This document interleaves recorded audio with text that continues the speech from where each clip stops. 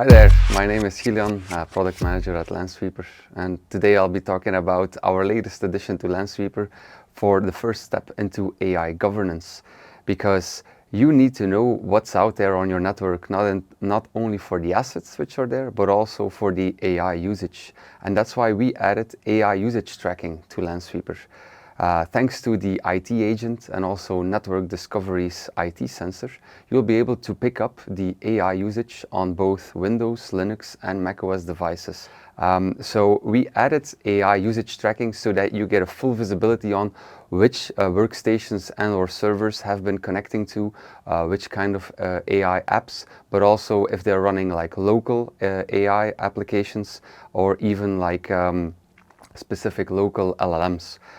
So how do we go ahead and enable the AI tracking on your Lansweeper platform? So first of all, I'll be enabling the AI usage tracking. So first of all, I go into Discovery Actions. I open up a specific agentless or agent-based action. And then over here, you can see a new toggle, which is called the Enable AI Usage Tracking, to indicate that you really want to track down the AI usage on any of the mentioned network targets over here, or in the case of an agent-based action for all the associated agents towards the action.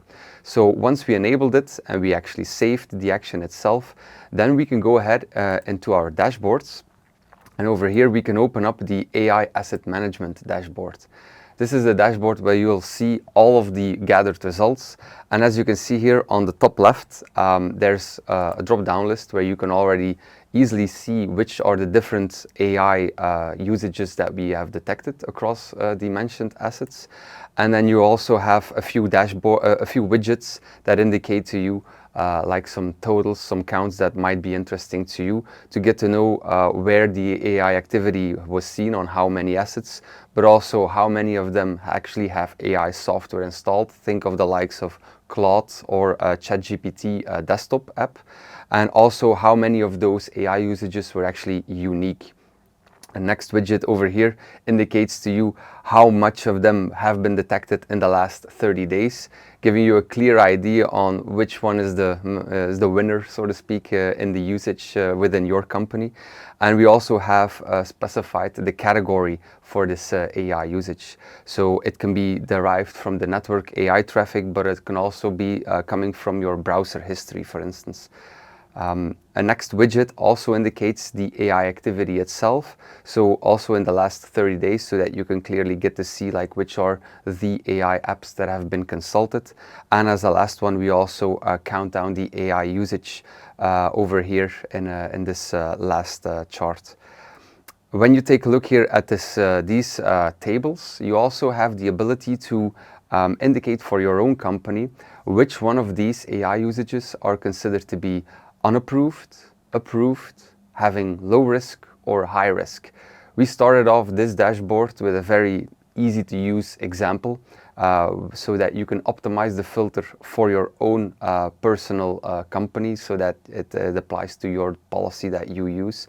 But in this way you can easily specify which AI usage depends in which table, trying to get the low risk as high as possible and the high risk as low as possible. And also the same thing goes with the unapproved and the approved.